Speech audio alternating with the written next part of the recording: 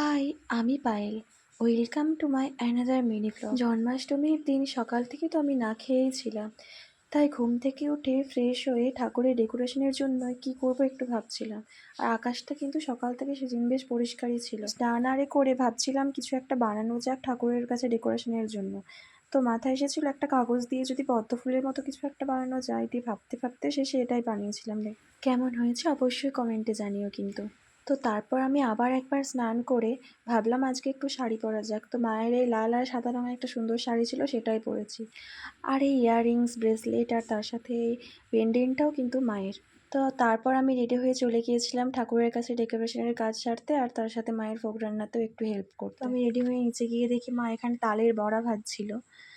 আমার তো তালের মধ্যেই একটি জিনিসই খুব ভালো লাগে, আর কার কার ভালো লাগে তালের বড়া অবশ্যই জানিও কিন্তু। তো তারপর আমি চলে এসেছিলাম একটু ঠাকুরের কাজটা সাজাতে। আসলে কৃষ্ণ ঠাকুরের যে মূর্তিগুলো আছে, মা তো তখন এমনিতেই পুজো করেছিল একবার স্নান করে।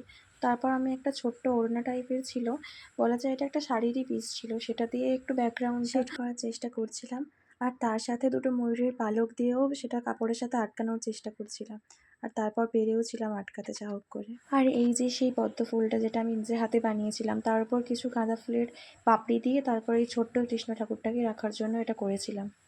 তো এখানে ডেকোরেশনের কাজ প্রায় শেষ হয়ে গিয়েছিল, দিয়ে আমি নিজে চলে গিয়েছিলাম।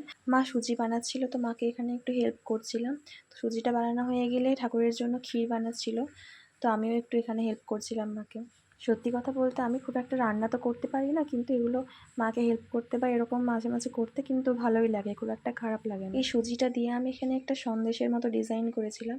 আসলে বানাতে চেয়েছিলাম বরফি টাইপের, কিন্তু ছোট ছোট করে অনেকটা কাটা হয়ে গিয়েছিল, যার জন্য আর কিছু করার ছিল না। তারপর এখানে ঠাকুরের জন্য লুচি যেগুলো ছিল সেগুলো সাজিয়ে নিচ্ছিল, আর এখানে ঠাকুরের জন্য ক্ষীরও রেডি।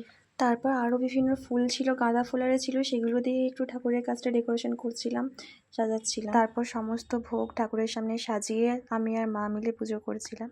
আর মা এখানে চন্দন বাটছিল। আর তুলসী পাতা ছাড়া তো শ্রীকৃষ্ণের ভোগ অসম্পূর্ণ, তাই মা চন্দন বাটছিল তাতে তুলসী পাতা দিয়ে তা ঠাকুরকে দেওয়ার জন্য। তারপর ঠাকুরকে ভোগ অর্পণ করে পুজো করে আজকে সন্ধ্যাটা এভাবেই কাটলো। টাটা, ভালো থেকো সবাই, দেখা হচ্ছে নেক্সট ভিডিওতে।